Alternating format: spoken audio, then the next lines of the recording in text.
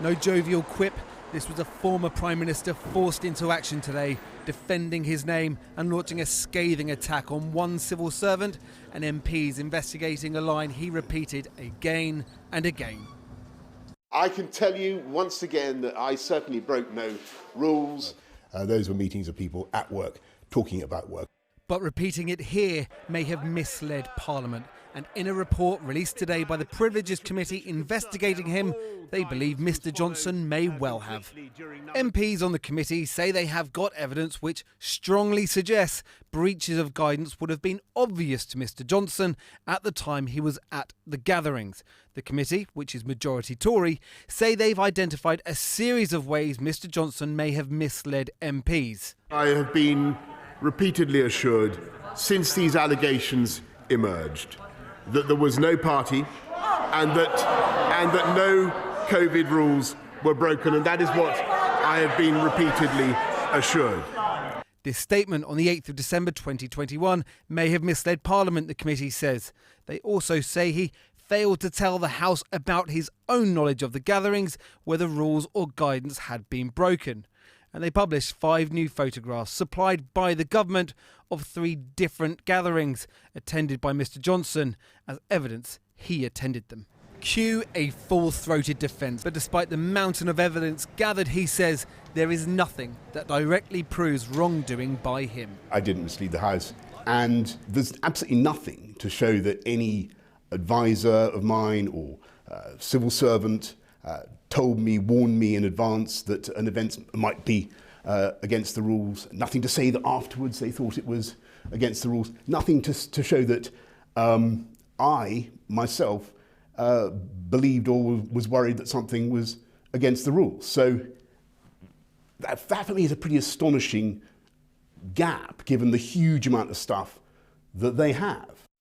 Deep in the footnotes of this report, these WhatsApp messages. First, from one unnamed number 10 official, that another official's worried about leaks of PM having a piss-up, and to be fair, I don't think it's unwarranted. Then these messages between the then Director of Communications, Jack Doyle, and an unnamed official. I'm struggling to come up with a way this one is in the rules in my head. PM was eating his lunch, of course. Reasonably necessary for work purposes.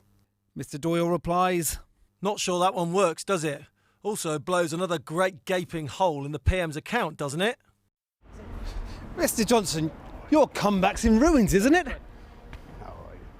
Is this the comeback over Mr Johnson? Mr Johnson, did you mislead Parliament? Mr Johnson was among 83 people fined by police for attending law-breaking Whitehall parties. And before the Privileges Committee, there was Sue Gray, the senior civil servant who found widespread rule-breaking had taken place. Now, though, she's been appointed Chief of Staff to the Labour Party, which Mr Johnson called surreal.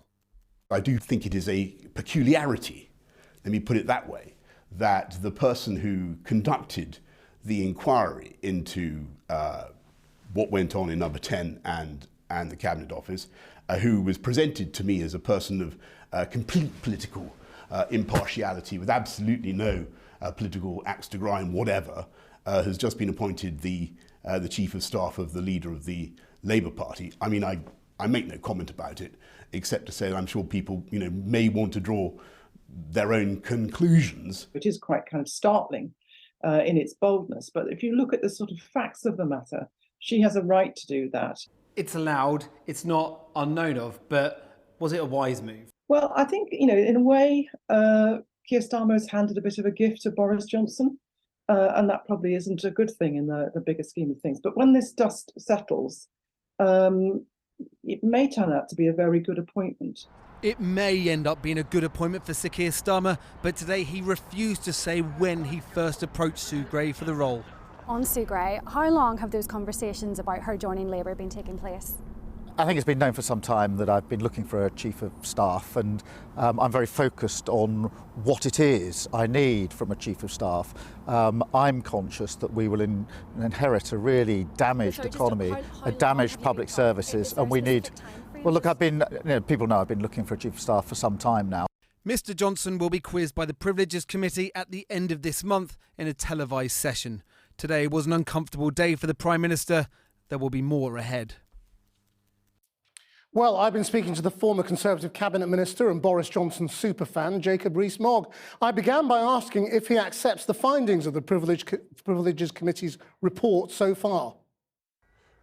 Well, I think the problem with the Privileges Committee process is it's based on the Sue Gray report, and the Sue Gray report is now discredited because Sue Gray herself has gone off to the Labour Party, or is going off to the Labour Party, and she appointed a lawyer who advised her on whether the rules were broken or not, advised on what the rules meant, tweeted aggressively against Boris Johnson in the past. So I think that report should now be put to one side. The Privileges Committee has issued a statement saying its report is not based on Sue Gray's report. Well, that's the main report that came out on all that went on in Downing Street, so I don't know where else they've got it from. Well, you must bear in mind that Harriet Harman, who is chairing that committee, herself tweeted against Boris Johnson, so she should have recused herself before the Privileged Committee began its work. Right, well, I mean, they say that the report is based on WhatsApp messages, photographs, information gathered from all sorts of sources, including the Metropolitan Police, who, of course, found that Boris Johnson had broken the law, and others. Well, but where did the Metropolitan Police get its information from? The Sue Gray report. It all goes back to the Sue Gray report. To try and pretend it doesn't is terminological inexactitude. Sounds like you have contempt for the Privileges Committee. Well, I wouldn't have that, because that would be a contempt of Parliament, but I think the chairman should never have accepted the appointment after she had tweeted against Boris Johnson. The committee is, of course, a Conservative majority, and Harriet Harman has the confidence of your Conservative colleagues.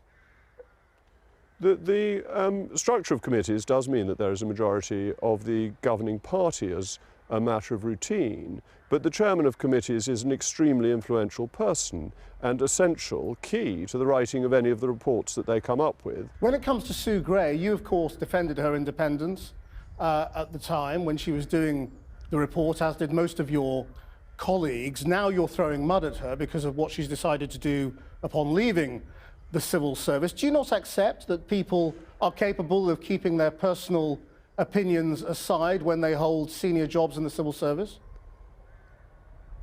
I think Sue Gray's decision is deeply regrettable because it undermines the whole basis of an independent civil service. That I thought she was independent, that now turns out to be wrong. And the issue really here is her level of seniority, the information that she will have had.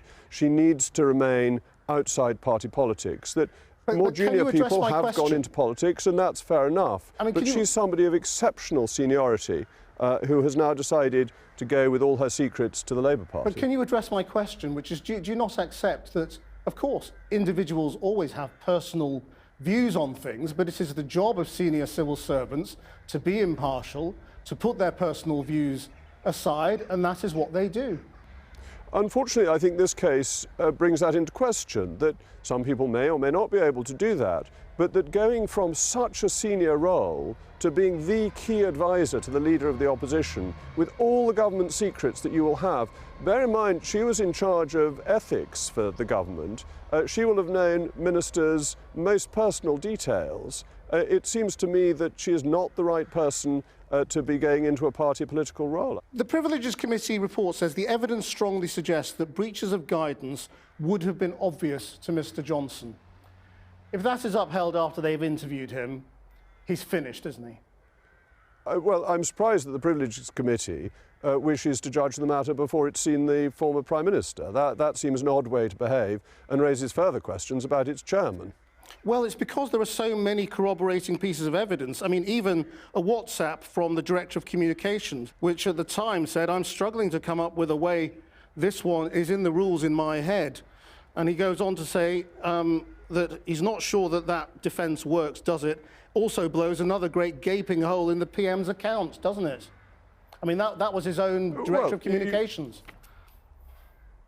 The question is, what did the Prime Minister know at the time? What did he see at the time? And what did the rules require? You see, once people were at work, there wasn't a rule that says when you were at work you couldn't eat cake. The rules didn't go into that level of detail. Right, but if the Privileges Committee find that Boris Johnson misled the House, should he step down as an MP? I mean, you already said he can't come back as Prime Minister. Of course he shouldn't. We'll have to wait and see what the Privileges Committee says, but he did apologise for misleading the House when he got new information. He inadvertently misled the House. He had been assured that the rules had been followed, and I think that is the case. I think it would be ridiculous for him to step down. What if they find that he was in contempt of Parliament? Would he have to step down as an MP in that case? Well, I think that would be a bizarre finding, but we'll have to wait and see what they find. But if it was found, I mean, it's the most serious charge. You know, I mean, it's inconceivable. It would be a bizarre. It would be a bizarre. Yeah. It would be a bizarre finding for them. But he has a mandate from the people of Uxbridge. Actually, he had a mandate from the people of the United Kingdom. I don't think a committee run by somebody who is party pre should take away that mandate. It does sound like you have no confidence in this committee at all. You're attacking its chairman, you're saying it's party pre, you're not saying that you'll abide by its findings. I'm saying the chairman. You're very close to being in contempt of Parliament, Mr. Monk. No, I'm not, because the Privileges Committee can come to whatever decision it likes, but it has to be confirmed on the floor of the House. Do you think the Conservative majority would overturn the findings of a Conservative majority committee? That won't be a decision. That won't be a decision for me. Right, but how would you vote? Well, I've got to see what the report says. So you wouldn't, as a matter of course, just accept findings? No, of course not. That's not a job of an MP. A job of an MP is always to consider what is in front of him, not just to go along with the crowds. Jacob Rees-Mogg, thank you very much indeed. Thank you.